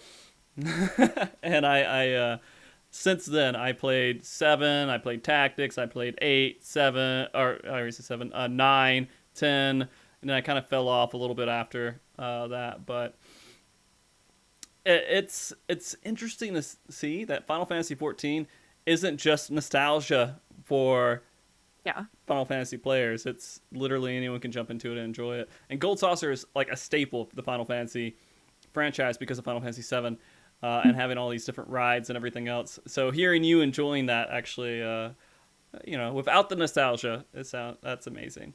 What do you think of Triple Triad? Did you play Triple Triad at all?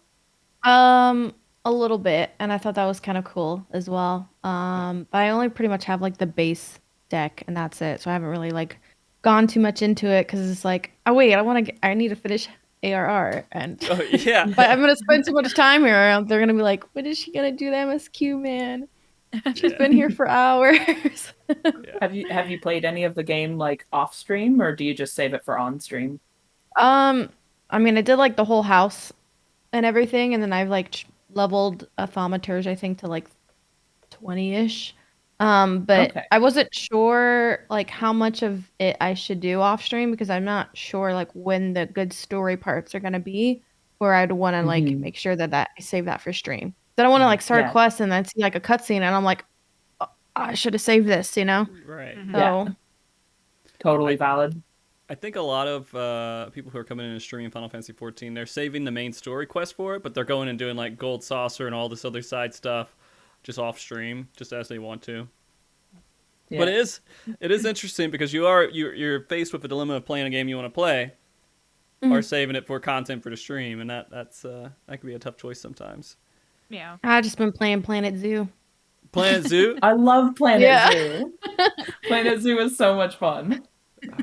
I haven't played that at all. I remember seeing the billions of advertisements that was out before like- it came out. Zoo Tycoon, kind of. Zoo Tycoon, but updated. Yeah. Does it actually feel like a good updated version of Roller Coaster Tycoon or whatever Tycoon before that? Or? Yeah. Yeah. Yeah, it's actually like really like the graphics look nice, so it's like seeing the little animals and stuff. It's just, you know. Yeah. And My the favorite expansion. thing is just delete all my fences. Oh god. What happens? Does like the bears come out and just start mauling people, or Yeah. really? What? Yeah.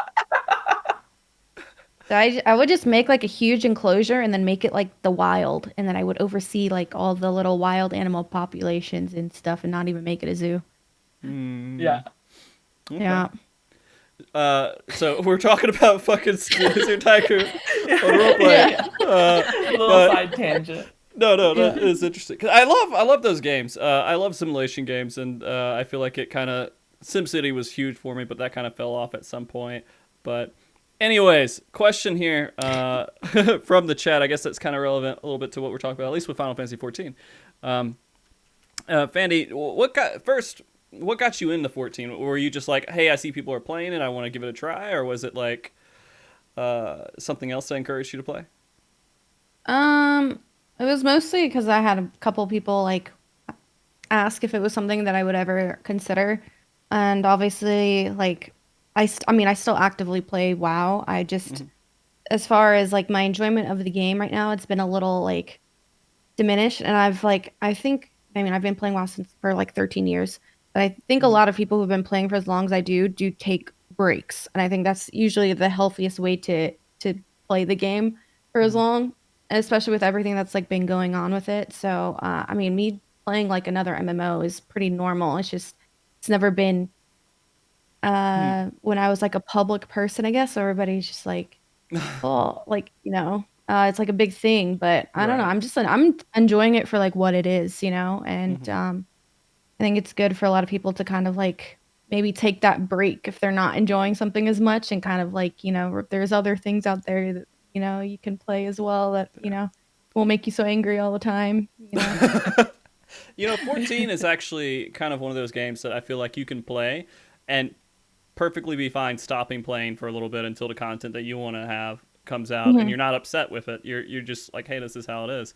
Because Final Fantasy 14, I don't think it has grindy stuff to it, but you don't have to grind for months, right? You can get a lot of stuff knocked out pretty quick. Yeah. I feel like grindy is kind of the nature of like an MMO, the genre as a whole. So, Yeah. But I mean, if you're And I think grinding, MMO players enjoy a grind. to an extent, yeah. Yeah. I was gonna make a joke about clubs and grinding, but that's fine. Anyways, so we're patching it all back together. But yeah, no, I am curious, maybe of your thoughts about a lot of the WoW players coming over.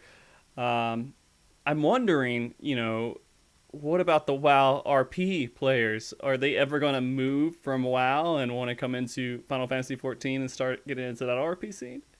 And to be honest, I'm not at all like involved in the WoW RP scene. I wouldn't be surprised if they already have in their Yeah. RPers. I feel like they have a lot more agency over like their RP in Final Fantasy than what WoW gives. I mean, they have their own like dedicated RP servers, but it's Mhm. not anything near as involved like venues and Mhm. all of that. So Yeah. Yeah. And I will say, as someone in the RP scene in Final Fantasy, I've had an increasing number of interactions with people saying like, "Oh, I came over from WoW," and mm. like they're RPing here in Final Fantasy now. So I think they're definitely starting to migrate. Yeah. Mhm. So that is, I should be asking both of you this question, Booba and Crow. So you've had a huge increase of WoW players coming in. Has it all been like positive interactions with the RP scene and WoW players coming in? I like For me, yeah. I haven't had any negative interactions. Okay. We're a relatively small venue though. Hmm. Um, at least, for the time being. So we tend to have our core group that comes in. Excuse me. Um, but as far as like the general migration, Hmm. not really. Like everybody's been very pleasant. Everybody's been um like people who are new in instances have always been very willing to learn the differences between the two games and be willing to kind of work with the, how do I want to put this, the way the community sort of presents itself, I guess. Because like we've always had that reputation of we're a very open and welcoming group of players, and I know that I saw people like voice that concern when the migration started happening. Was, okay, are we going to get some of those like toxic elements that you hear about in World of Warcraft? I really haven't seen that. I I don't can't. think most of those toxic people are in the RP scene. So Yeah, very true. No, and that's fair, but like also yeah. like in a very general sense, most of the like new players that I've seen have been very pleasant, been very fun to play with. Hmm. And welcome to the game, guys. We're glad to have you. Yeah, that is a. And I think, Go ahead. oh, sorry, go ahead. No. Go ahead. I think a lot of that is because open-minded people are pleasant to be around, and if they're Yes. here trying a new game, they're an open-minded person, you know? Um, Closed minds don't work, they're closed for business. Um, It's a so good statement. Yeah. yeah, I think if you're open and willing enough to try a new game after being so dedicated to a particular game for a very long time, Hmm. then you're of the type of person who's going to learn quickly, like, that you're in a new environment and think like the social rules are different and stuff, and people have been really respectful and kind. Hmm. I've had an amazing time with all the incoming World of Warcraft players, obviously. Like my FC is mostly people who have Yeah. either played WoW exclusively or played both games for a very long time. And they're all wonderful people. So I've had nothing but positive interactions. That's awesome. Yeah, I think there Yeah. is like a level of story gatekeeping players from Final Fantasy 14. Like there's a handful of them out there that like kind of give you a negative statement if you don't like the story as much as they do. But Yeah. it's not nearly. I don't think it's as bad as it could be. And WoW toxicity, to be honest with you, I never experienced WoW toxicity when I played WoW. Maybe I just got out of the game early enough. Like it just wasn't ever You a big you, thing. you get it. Sorry. More on the higher end, basically. Hmm. Like Mythic rating and Mythic Plus and stuff. And then don't even think like PvP is that is just like a huge hurdle for like anybody new trying to get into that. So Yeah. That's the Well, and nature of I And PvP. Yeah. mm, excuse me. I say quote unquote WoW toxicity. I never played WoW. This is just, I had friends in high Hmm. school who did that, they had stories that kind of colored my view of the game as a whole. So I never got into it, and I of course by extension never experienced it. This is just my friends who played both games were a little bit worried about some of that migrating over, but that really hasn't been the case. Nah.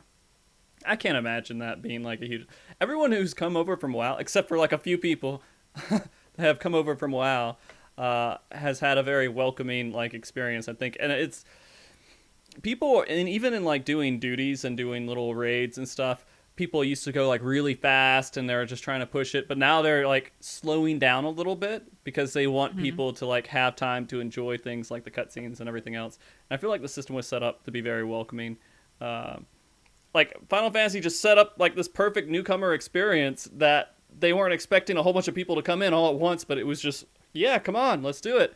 And it worked out for them really well so far. Yeah. Their servers are and going I think, up. yeah, the servers were not prepared at all for the influx of people. And I do think also, like, there was talk of, like, Final Fantasy players and stuff being gatekeepy. And I think it was entirely out of, like, fear that this positive community that we have would be affected somehow. But I think the WoW players have, like, proven that wrong, you know? Yeah. Like, it's and people are starting to calm down about it, I think. I hope so. Because, yeah. We had a whole show on it last week. So. Y'all are lovely. Yeah. Yeah. I guess that's... I'm trying to think of more role-playing questions. I feel like you've answered most of them, though. But is there anything that we haven't really talked about, Crow and Booba, that you feel like we should go over a little bit about role-playing? Because you have a lot more information on it than I do.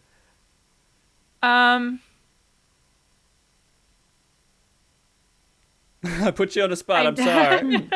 No, I'm just trying to think. I guess the biggest piece of advice that I would give to people is, again, remember that there is somebody behind that character that you're playing with, and like just remember that you're interacting with another human being. That's so important. And I know Booba talked a little bit about like people talk about their negative experiences in the roleplay community. They absolutely do happen. And it is an unfortunate, I guess, fact of life that every group is going to have its bad actors. And I guess like be liberal with your blacklist.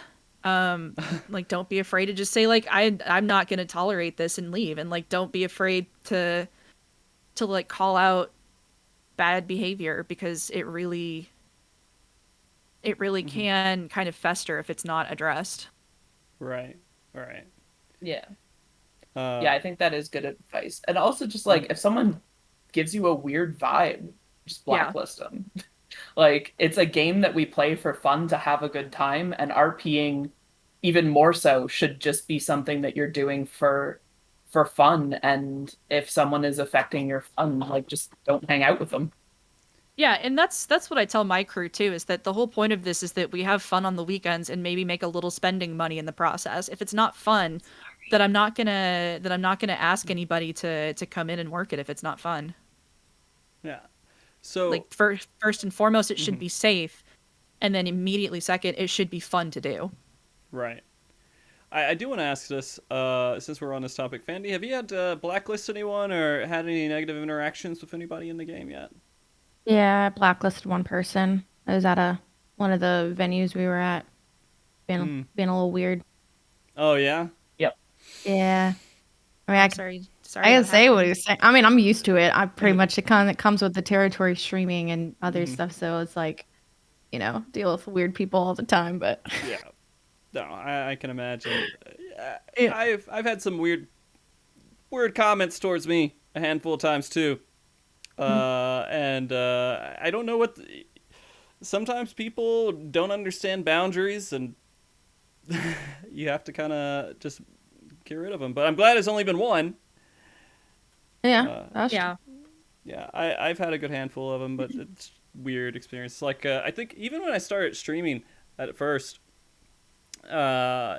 people were making like weird sexual comments to me and stuff. I'm like, what? It's not something I was just saying. I was like, I start streaming. I don't run into these issues. People aren't like that to guys who start streaming and everything, but it does happen sometimes. And yeah. And consent is so important, regardless of the nature of the story that you're working with. Like you can't just take something in a left turn without the person that you're playing with like knowing and consenting to it happening. It doesn't matter if it's, hey, we're gonna go to this next venue, or if it's something that like really kind of like skirts that gray area of what's allowed in the game. Like your partner has to consent to it. Yeah, And like I've I've RP'd scenes with a friend where I literally beat the crap out of their character because it's what my character would have done. Mm-hmm. But it was still something that I like out of character was like, hey, are you okay if I do this? Are you okay if we do this scene? And like even throughout the scene, just being like let me know if I go too far. But like I beat the crap out of her character because like that was the interaction we were having. That makes me think, is there like a safe word in these situations too? Or like, hey, it's going too Oh, far? definitely. You keep in contact with each other through like what's called OOC or out of character chat. Right. So anything put in double brackets is considered out of character talk.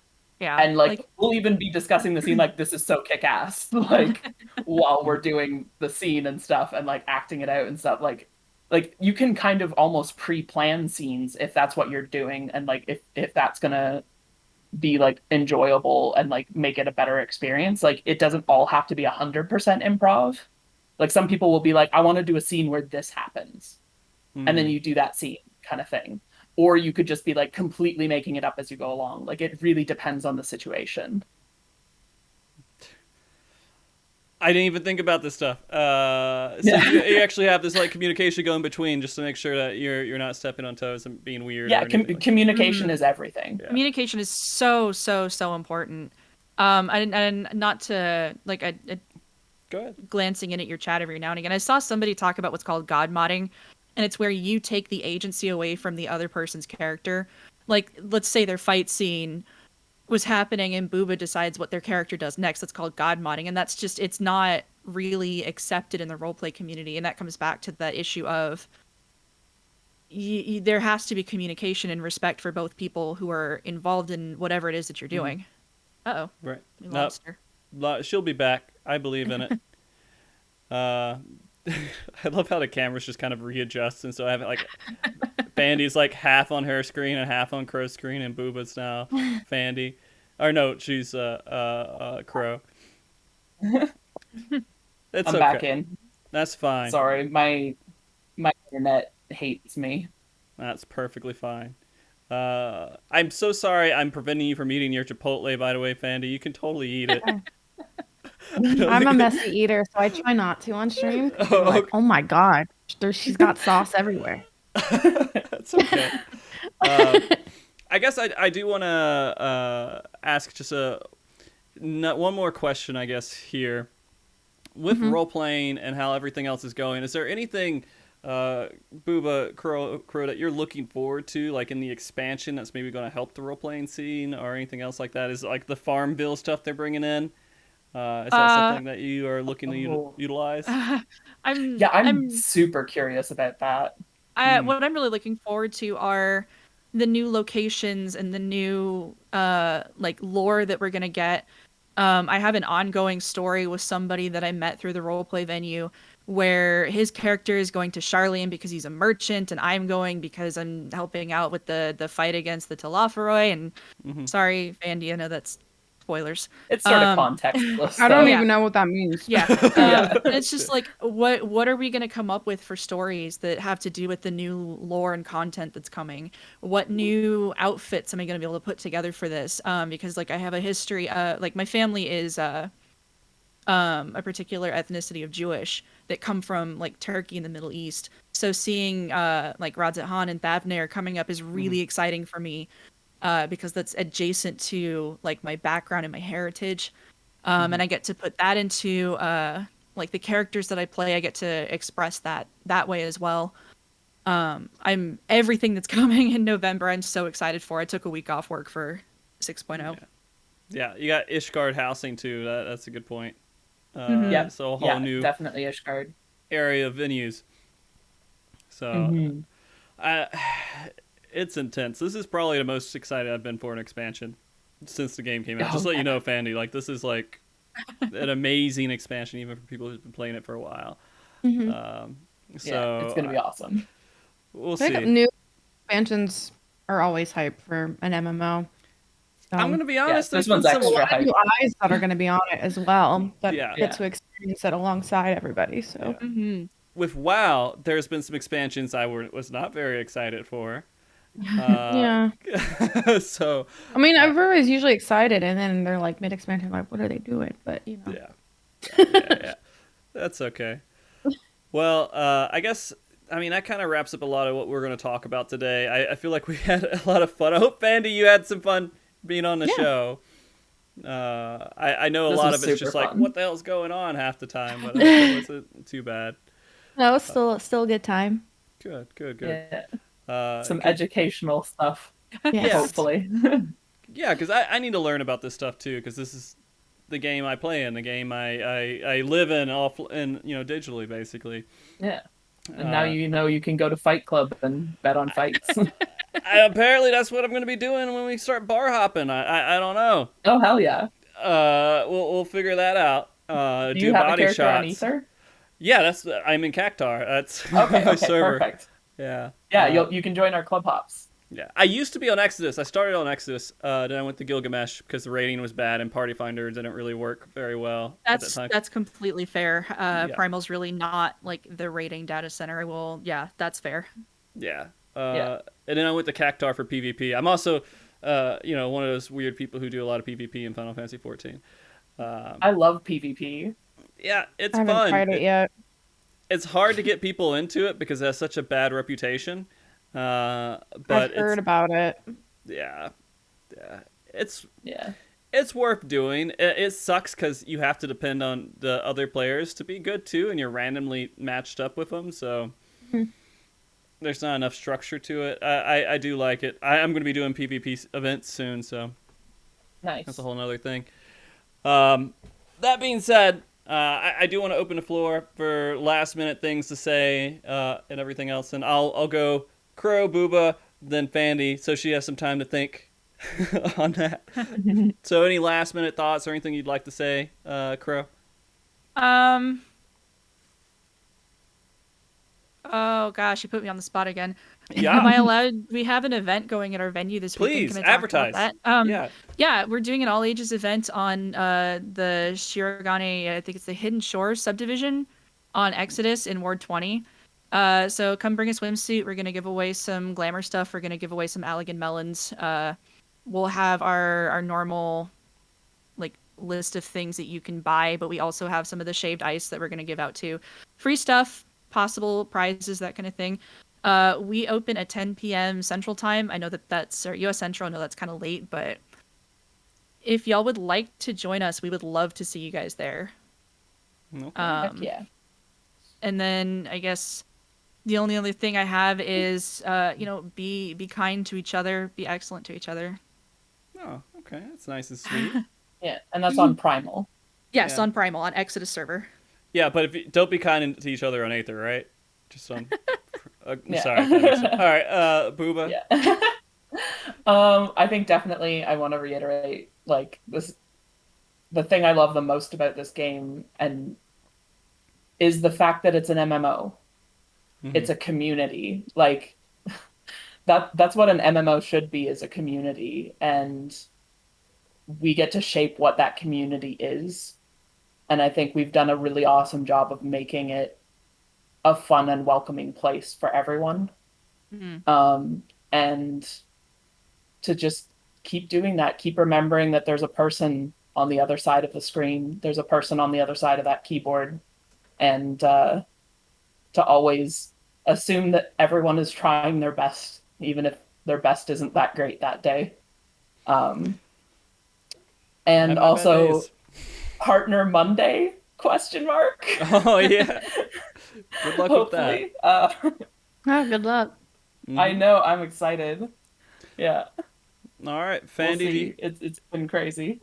Don't worry. Even if they do, it's just a matter of time. You don't gotta worry too much. Yeah. But Fandy, any last words for you that you want to say about the topic? I mean, it's just been really cool to listen to you guys talk about it more and kind of like learn more about like a whole nother side of the game that most people probably might not even know exists. So Yeah. it's been really cool to listen to. And I think I'm probably going to be like, I think I'm supposed to go with like Gremlo and Brian tonight, and we're going to go to like a little club. I'm going to try and win back some of my gil that I spent sinking it into my apartment. So we're going to go do that tonight. So That's it'll pretty be a good awesome. time. All right. Awesome. All right. Yeah, and thank you for being our like fresh set of eyes on the subject too. Yeah, Yeah, this for was a sure. lot of fun. Yeah, I feel less intimidated because someone else is here with me that could kind of like be surprised by everything as well. Yeah. So before, and again, one last round here, I'm just gonna, for where people can find you and everything else, and we'll go same order here. If someone wanted to find you, Crow, where could they find you? I'm on Twitter at Crow Dalova, Dalova. I also stream right after this, actually, at Stitch Witch Games here on Twitch. I'm running an Extra Life campaign, too. You can find information on that. We're super close to the silver medal. And they are running their Tabletop Appreciation Week this weekend. So if we raise a certain amount of money, they're giving me a very cool set of dice that I'm going to give away in a future stream. So check in afterwards and get more information there. Yeah. For those who don't know what Extra Life is, Crow, could you just give us the blurb? It is play games, heal kids. They benefit Children's Miracle Network hospitals. My campaign goes to my local hospital. 100% of the money does go to charity. It's an excellent, excellent cause. I can't overstate how good of a charity they are. I love working with them. Yeah. I actually worked with them for a Chocobo Race tournament that we did like a how couple months fun. ago. Yeah. And that was a lot of fun. They're really cool I'm people. sure. Well, Booba, where can people find you? Okay. So you can find me at Booba Spice on Twitch, and then at BoobaCampbell on Twitter. And I also have a Reddit now, so r/Booba Spice. Nice. You know you made it when you have a Reddit. I know, right? I don't even have one of those. You haven't made it yet, I guess. I don't know. But yeah, so you can post your funny Booba memes on the Reddit, and I do little Reddit recaps when I stream. Okay. Fandy, where can people find you? Just on Twitch, it's just Fandy. And on Twitter, it's FandyBTW. So, Okay. yeah. Well, you all have been awesome. Thank you so much for coming together and letting us do this show and giving your time to talk about this and educate me and everyone else that was watching that might not be familiar with it. Thank you for having us. Yeah, of thank you course. so much. I noticed this is a show a lot of people wanted to do, but it was such a hard show for me to think of how to put together, and Booba, you helped a lot with making that come together, so thank you so much for doing that. Yeah, I love the RP community in this game, and I really think it deserves to get highlighted and also have hopefully some of the stigma around it broken. It really does. Did Yeah. Aswin go to a Final Fantasy club today? I saw that on Reddit. It looked like. Yeah, I Yeah. heard he did go to an RP Nice. club today. Yeah. So I hope he had fun. Yeah. He's having a lot of fun with this game. It's like he's diving deep. He's so deep in Yeah. this game. He's doing stuff I've never done in this game. So Yeah. I don't know. Anyways, everyone, thank you for watching. Thank you all the mods. Thank you everybody supporting the show. Thank you everything. You're all wonderful. I gotta give special thanks out to Andre Kane, who gives me the permission to use that intro and closing music that we use on the show, and also my wife for my emotional support and putting up with me doing this every weekend. And I guess we may be back next weekend. I'm not sure. I am hosting a tournament that will be weekly, starting I think in a couple weeks from now for PvP.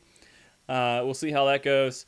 So stay tuned for that. I have a really stupid Patreon video for everybody to watch for a couple minutes, and then we have the credits. And then afterwards, we will be hosting somebody, so stick around for that as well. You guys all have a wonderful rest of your day. Remember, be good, keep cool, stay frosty, all that good stuff. Everybody wave and say bye. Bye. Hey, y'all. Welcome to the end of the show. Yeah, thank y'all all for watching again. It's fantastic to explore the community and talk about things like the role-playing and Final Fantasy XIV. And I appreciate, you guys keep saying, hey, where's Bubbles? The Bubbles, the moon rabbit. And that I'm here at the end. Thank you all for watching. Let me go ahead and do my special thanks out to a few people who help out on Patreon. That is Ock Morning, a great rating PvE website resource for people. And then there is Phase Temperance, a great PvE kind of event organization that helps out making PvE events. And there's Teamcraft, which is a really great resource website for actually going out there and working with other crafters to make stuff. Also, we got Dude It's Antonio, Dewey Fury, Daniel H, JJ, Megan C, Nami, Psyche, and Tagalong. They're all great Patreon supporters. You guys can go to Patreon if you care to, and I'll say your name too. Now, here's the thing. Some people, there has been some negative comments about me at the end of these videos, and I just want to get chat just to say real quick, do you want Bubbles the Moon Rabbit to keep coming out here and talking about Patreon, or you want somebody else? It won't break my heart. It won't break my heart. I'll be okay if you want someone else to be here. But, you know, just say in chat right now if you want me to come back, and depending on that will depend on when I come, if I come back next time or not. Anyways, you guys all remember, be good, keep cool, and stay frosty. Bye!